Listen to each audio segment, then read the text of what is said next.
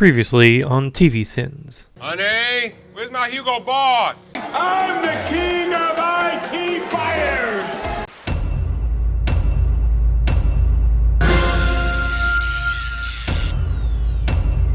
I know animation is tough, guys, but why is the end table behind the couch now when it was between them just a few seconds ago? You show us your concept of good TV, and we'll crap all over that. TVSins' mission statement somehow ends up in the script. Didn't Snowball and the other dogs in this universe leave in episode 2? Why do the Smiths still have this bed out here? Sure, it could be that they're just too lazy to get rid of it, but after a quick cutaway to Jerry, it's now gone. So that's a continuity error in at least one way, and maybe even two. You can probably guess which way I'm leaning. How about Showtime Extreme in a world where man evolved from corn? Welcome to the Rick and Morty improv show, with all the hits and misses an improv show entails. It'll be just like the everyday programming on Channel 62 in the movie UHF. The fact that this gun was duct taped to his back, and yet the duct tape somehow stays in place after he grabs it to pop this other corn doesn't even have a kernel of truth to it. What, too corny? Letterman from a timeline where Jerry's famous. They stumble upon shows that directly relate to themselves on a TV with infinite worlds and infinite shows, and I find that infinitely convenient. No, the other thing, go back! Really? Alright, fine. Why would the TV go back immediately to the guy eating when Rick changed channels twice since they ran across this disgusting shit? This episode is a treasure trove of quick, hilarious visual gags, like bottomless baseballs, or a version of Game of Thrones where everyone's a little person except Tyrion.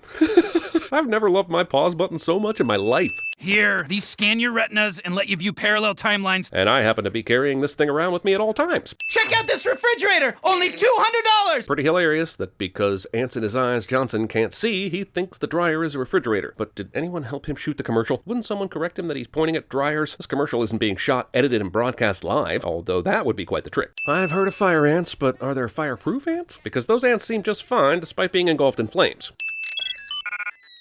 I don't see anything. There's a chance you weren't even born. I thought the headset scanned your retinas and matched them with your parallel universe self. So why would the headset go through parallel universes where summer doesn't exist? Also, if these goggles also land on realities you don't exist in, they would be rendered basically unusable. With infinitely possible universes, the chances of you landing on one you actually exist in is infinitesimally small. A Mexican armada shows up. And their ships are sombreros? Seems kind of racist. Alien invasion tomato monster Mexican armada brothers. I felt a great disturbance in the force, as if millions of sins suddenly cried out in terror and were suddenly silenced. It's called Two Brothers. Two Brothers. It's just called Two Brothers. I don't know what I like best about this episode, but hearing Justin Roiland laugh at his own bullshit might be the most honest and funniest part, but leaving in the laughter of you cracking yourself up seems a bit distracting and over the fourth wall line, even for this show. So, no, this hurts me more than it hurts you. And I'd be on DiCaprio's yacht, banging Kristen Stewart. Since these goggles are directly connected to the DNA of the person watching, shouldn't it disconnect once removed from the scan? We just discovered a show called Ball Fondlers, but you guys clearly backed the wrong conceptual horse. Yeah, but Ball Fondlers is just the AT. You can watch regular limited cable to watch that.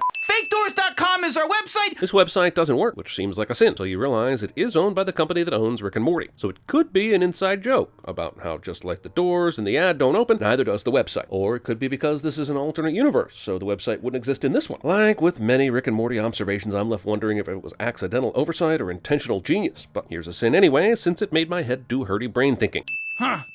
He's making himself a sandwich now? This top piece of bread has nothing on it, which means he has put the peanut butter on a slice of bread and then jellied on top of the peanut butter. One ingredient per slice, you monster. Also, he sets the dirty knife directly on the countertop. I can put up with a lot in this world, but people who set dirty utensils on the counter can go straight to Hellman's. Still here? Still selling fake doors! This might be one of the funniest things they watch on Infinity TV, but what kind of world is it where a guy who sells fake doors can afford a commercial that runs 90 seconds or longer? Paid for by trunk people. Man, that trunk people emblem seems really offensive, but I guess the trunk people chose that. No room is safe from the turbulent power of turbulent juice. Was that a movie? Or does it clean stuff? As usual, Morty would be amazing at TVSins.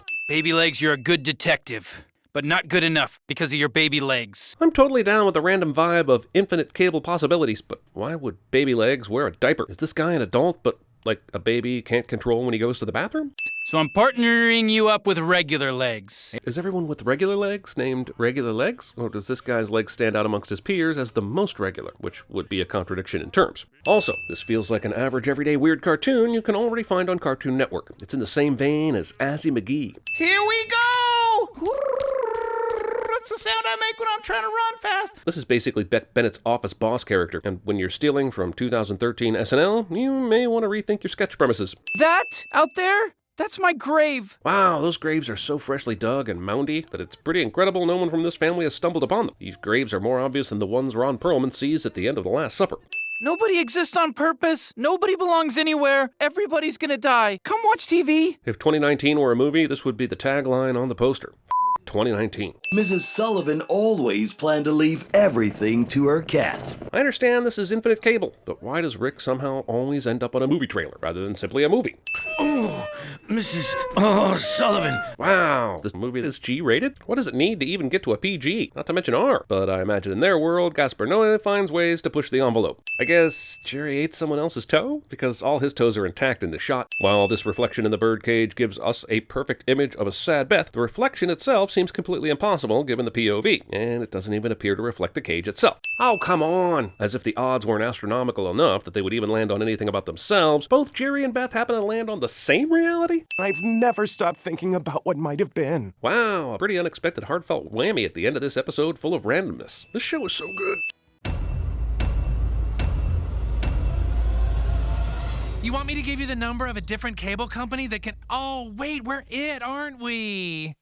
Will you please not marry me? I choose Veronica. But imagine if he came back with something actually useful for the girl, and then he came back 2 minutes later with some self-respect and some dignity. But one of us is dead corn! Ah, no, the corn! Paul Newman's gonna have my legs broke. This is delicious. You eat pieces of for breakfast? It says you can't eat anymore. Smug smile. Definitely eat. Tell you what, friends, if nobody comes down and buys a car from me in the next hour, I'm gonna club this baby seal. That's right. I'm gonna club a seal to make a better deal. You know I'll do it too, because I'm crazy. Man, woman, and now trunk men. Man, you must be out of your mind if you think I'm gonna get in this dirty ass trunk. Hi, I'm a trunk person.